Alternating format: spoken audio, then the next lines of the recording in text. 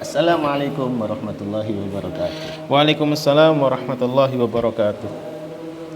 Semakin mendekati hari raya Alhamdulillah. dan pertanyaan yang dikirimkan semakin aneh-aneh.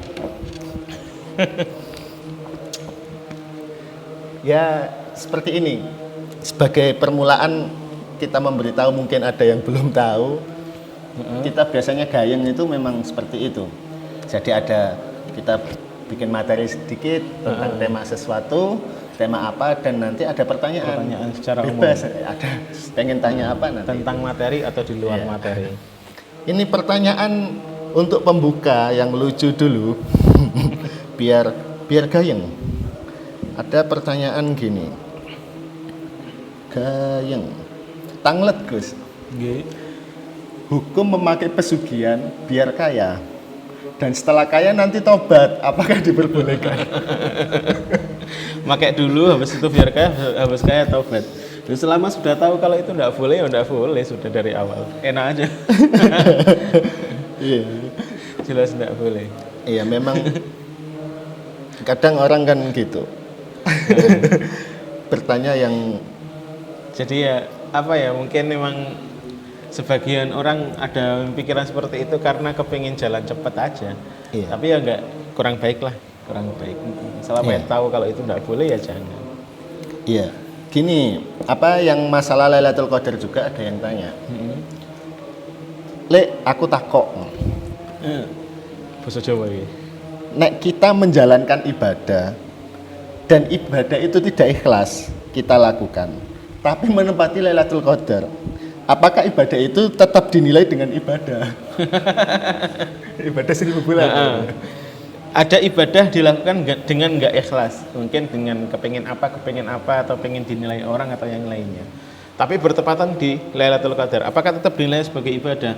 Ibadah ketika nggak ikhlas sudah tidak bernilai ibadah. Memang secara zahir dia melakukan ibadah tadi, Iya. tapi indallah ya bukan ibadah lagi. Jadi kalaupun dia bertepatan dengan Lailatul Qadar ya seperti 0 kali 80 tetap 0. Seperti itu. Berarti tetap menggunakan rumus MTK itu tadi. 0 kali 1000 ya. 0 kali 1000 tetap 0. Ya, tapi kita tetap harus berbaik sangka mungkin Iya. nanti. Iya, moga-moga ada 1 detik 2 detik yang ikhlas insyaallah gitu. Dan ini ada lagi. Ya, teman-teman ini tanyanya lucu-lucu saat ini. Episode ini agak nyeleneh lah mungkin. Yang penting gayeng lah. Ya, kita dipeseni nangeni sahur. Kita disuruh bangunkan sahur lewat online atau telepon. Tapi yang minta lawan jenis, yang ajnabiyah, itu masih dapat pahala bangunin sahur apa enggak ya? Memang mengajak orang kepada kebaikan itu termasuk kebaikan meskipun orang itu adalah lawan jenis dan ajnabiyah. Tapi yang penting kan ketika kita bangunin sahur insya Allah tidak ada niat karena yang lain gitu. Iya. Ya insya Allah tetap dianggap ibadah lah. Iya. Tapi mungkin bisa dijelaskan apa diberi nasihat atau gimana gitu. Ya nasihatnya kalau emang ada rasa ya langsung saja ke orang tuanya dan tanyakan sudah. Kalau cuma lari-larian gitu ya buat apa gitu. Iya, iya. Tapi ya insya Allah kalau emang dia ikhlas ketika bangunin, mau bangunin yang lawan jenis ataupun sesama jenis ya tetap baik-baik saja. Asal enggak kebablasan gitu saja. Iya. Ya, Itu nggak usah dinasihatin, sudah paham semua lah. Iya. Nah, sudah paham, itu rahasia umum. Ya mungkin kan masih muda gitu. Terus itu bukan masalah sih. Ada perkataan kalau sholat id lebih baik menggunakan dengan baju baru. Itu hadis atau bukan? Setahu saya wallah alam bukan hadis, tapi yang dianjurkan sama Kanjeng Nabi kalau emang id itu pakai baju yang paling baik. Paling baik. Lah, kata-kata paling baik ini kan bisa diartikan dengan segala macam. Yeah. Termasuk baju baru juga yang paling baik, soalnya memang baru. Atau kalau emang punya baju yang banyak dan salah satu bajunya ini yang dianggap ini yang paling pantas ya termasuk paling baik. Atau yang paling bersih bisa. Gitu. Jadi seperti Kanjeng Nabi sendiri ya enggak beli setiap tahun, enggak, tapi beliau punya baju khusus untuk sholat Jumat ataupun sholat Id. Jadi dipersiapkan memang. Soalnya Ini baju bukan buat sehari-hari. Soalnya saya pernah dengar salah satu kiai ketika ngaji bilang kalau Jumat disunahkan pakai baju putih. Nah kalau Id disunahkan memakai baju baru. Atau mungkin Yang itu tadi baik gitu. Iya, yang penting yang paling baik. Yang paling Cuman kan baik gitu ya. kalau orang sekarang kan dibanding sama zamannya Kanjeng Nabi ya, orang sekarang mau cari baju baru itu sangat mudah sekali, sedangkan di zaman dulu nyari baju itu sangat sulit sekali. Jadi makanya Kanjeng Nabi bilangnya yang paling baik bukan yang baru gitu. Cuman karena zaman sekarang yang baru itu yang paling baik ya sudah, akhirnya diterjemahkan gitu saja. Diterjemahkan berarti Diterjemahkan itu sebagai bentuk yang paling- penerjemahan. gitu ya. penerjemahan saja. Ya karena kan ada beberapa juga yang bilang siapa sih yang bikin adat harus pakai baju baru di hari raya. Akhirnya kan banyak orang yang ya ingin mengikuti itu. Tapi Ya niatnya memang baju paling baik untuk menghormati hari raya. Dan kalau memang bisa beli baju baru, alhamdulillah. Satu itu mempersiapkan baju yang paling baik untuk mempersiapkan hari raya. Sisi lain ya kita bantu orang untuk berdagang dan yang lainnya.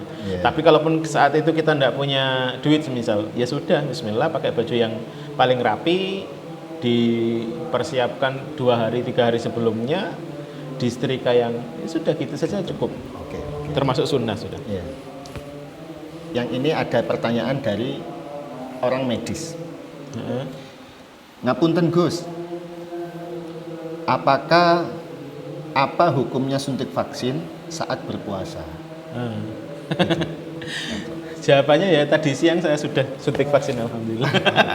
Soalnya kan ya di Lamongan kan akhir-akhir ini, sedangkan kan masih puasa gitu. Iya, jadi hal yang masuk ke dalam tubuh tapi tidak melalui lubang yang alami itu boleh-boleh saja. Semisal vaksin, tidak apa-apa. Kalau semisal makan minum atau ketetesan air lewat hidung atau mulut atau telinga. Kalau telinga diperselisihkan. Kalau hidung, mulut, habis itu jalan depan sama jalan belakang itu yang memang tembus langsung ke lambung, itu yang membatalkan. Selain itu di tangan di mana enggak apa-apa. Iya. Termasuk vaksin halal dan Bukan hanya dalam keadaan ini ya, semua obat ya. Di semua Suntik berobat biasa juga nggak apa-apa. obat. Terus kalau kita swab antigen, gimana Gus? Soalnya kan Swab antigen iya. Kalau memang itu sampai terasa di tenggorokan segala macam ya kemungkinan besar wallah alam, saya tidak pernah lihat fatwanya, tapi kemungkinan besar ya membatalkan. Soalnya bisa nyampe ke tenggorokan. Jadi batal. meskipun dalam keadaan seperti ini Iya, tetap batal ya. tetap batal. Jadi nggak ada tapi-tapian. Tidak ada. Kalau memang diwajibkan negara untuk itu, untuk swab, habis itu dihukumi batal sama Islam, ya sudah tinggal nanti qadha atau mengganti. Oke. Yang jelas kan ketika kita batal gara-gara swab yang diwajibkan negara itu bukan karena kemauan kita gitu. Siap. Jadi intinya kalau berobat, semisal suntik itu Boleh. nggak apa-apa, Nggak boleh. apa-apa. Tapi Nggak kalau membatalkan. swab tadi Swab, berbeda lagi. Soalnya Itu saya tidak pernah melakukan swab sendiri atau maksudnya di daerah sini, soalnya nggak pernah keluar. Saya cuman beri pemahaman. Kalau memang yang dimasukkan itu sampai ke tenggorokan, sampai terasa di tenggorokan, ya memang batal gitu. Oke, bisa dimengerti. Dan yang terakhir tentang ngabuburit. Ngabuburit. Nggak tahu kemarin udah tanya apa belum ya? Atau Di tahun lalu. enggak, sebelum puasa ya. Tentang ngabuburit, Apa ya? Ada tapi mengajak orang yang gampangannya pacaran. Ngabuburit tapi ngajak pacarnya. Ngabuburit sendiri sebenarnya hukumnya mubah-mubah saja, tapi kalau sudah ngajak pacar ya maksiat, mau nggak mau. Itu terus Tapi hukum puasanya, Mas. Masalah hukum puasa kan yang membatalkan kan cuma makan minum atau berhubungan dengan suami istri. Selama cuman maksiat ya puasanya tetap sah. Cuman masalah keutamaan puasanya apakah dikurangi sama Gusti Allah, ya terserah Gusti Allah gitu. Nggak dapet ya. Iya, wallah alam. Iya. Tapi kemungkinan besar ya enggak bisa dapat gitu. aslinya ada request pertanyaan tentang untuk perempuan lagi tadi di komentar YouTube, tapi tentang haid. Itu kira-kira dibahas lagi atau Kalau memang bisa dibahas ya bismillah. sama ada permintaan tentang zakat. Soalnya ini kan mendekati zakat. Ya saya tanyakan yang umum saja lah. Di sini, di daerah sini, di Lamongan khususnya ya, itu kebanyakan amil yang ada di masjid, itu ketika kita mengumpulkan di masjid ya, itu bukan di silang atau gimana, tapi dikumpulkan jadi satu. Dikumpul jadi satu. Kayak gitu gimana? Sebenarnya itu sangat nggak baik ya. Seharusnya kan semisal kalau kita tahu RT gitu, yang dari RT 9 ya berikan yang RT 10, yang dari RT 10 berikan RT 9. Soalnya khawatirnya yang dari RT 9 diberikan ke RT 9 balik ke orangnya lagi. Jadinya dia nggak zakat dong. Gitu ya. Jadi kalau bisa ya disilang. Untuk memberikan zakat apakah harus lewat amil dari masjid? Nggak harus. Semisal kita memberikan langsung ke orang yang membutuhkan, kita tahu bahwa kita ada tetangga atau orang di mana yang membutuhkan, datangi saja dan berikan langsung, tidak apa-apa. Cuman kalau memang di mata masyarakat itu kurang baik, tapi kita ada keraguan dengan petugasnya yang di masjid, ya sudah, legowo, ada yang ditaruh masjid, ada yang diberikan langsung, sudah, biar aman. Lebih amannya gitu.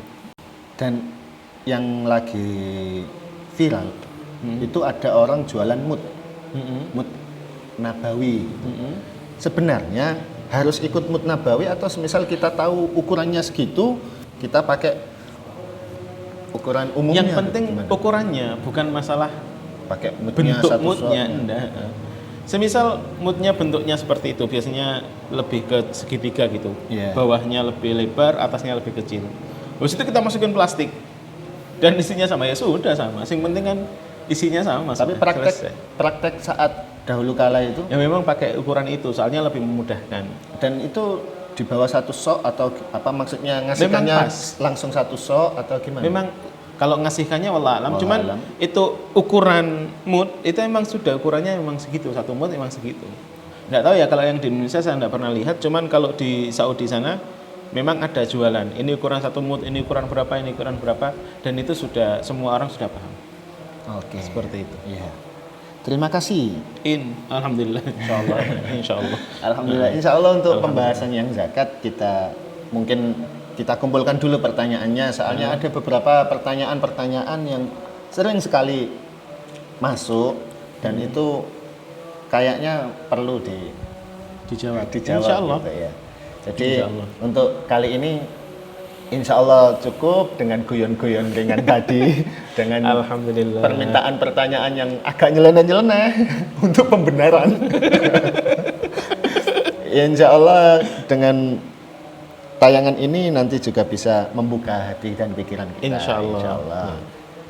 Di episode ini insya Allah cukup Alhamdulillah. dan disambung lagi ke episode-episode selanjutnya. Selanjutnya insyaallah. Dari saya mohon maaf jika guyonnya kurang menyenangkan atau lainnya. Terima kasih. Assalamualaikum warahmatullahi wabarakatuh. Waalaikumsalam warahmatullahi wabarakatuh.